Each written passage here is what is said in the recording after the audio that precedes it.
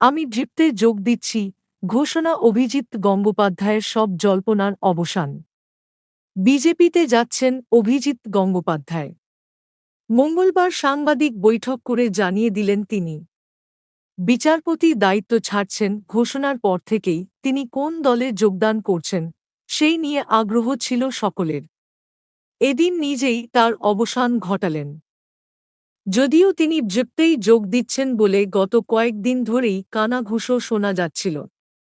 মঙ্গলবার সকালে দেশের রাষ্ট্রপতি কলকাতা হাইকোর্টের প্রধান বিচারপতি শিবগানমের চেম্বারে গিয়েও পদত্যাগপত্রের প্রতিলিপি জমা দেন। এরপর দুপুরে সাংবাদিক বৈঠক করে বিজেপিতে যাওয়ার ঘোষণা করেন তিনি। আগামী ৭ মার্চ বিজেপিতে আনুষ্ঠানিকভাবে যোগদান করছেন বলে জানিয়েছেন অভিজিৎ গঙ্গোপাধ্যায়।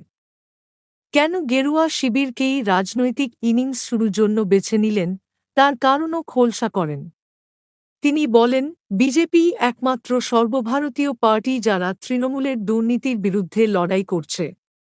সেই কারণেই আমি বিজেপিতে যোগ দেওয়ার সিদ্ধান্ত নিয়েছি। তৃণমূল যেভাবে লাগাতার আক্রমণ করে এসেছে,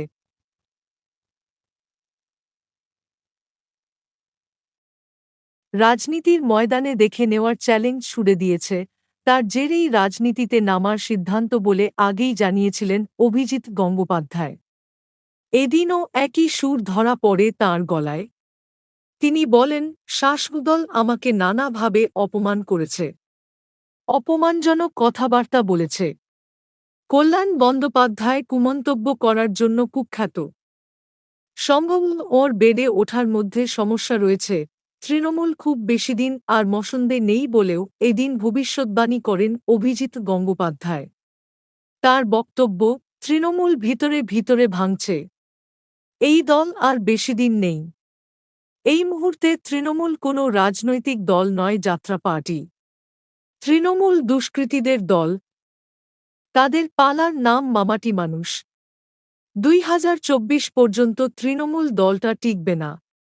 আমার ধারণা ২০০৯ এ সিপিএম এর যে অবস্থা হয়েছিল ২০২৪ এ তৃণমূলের সেই অবস্থা হবে। সোমবার শেষবার নিজের এজলাসে বসেছিলেন অভিজিৎ গঙ্গোপাধ্যায়। সমস্ত মামলা থেকে অব্যাহতি নেন।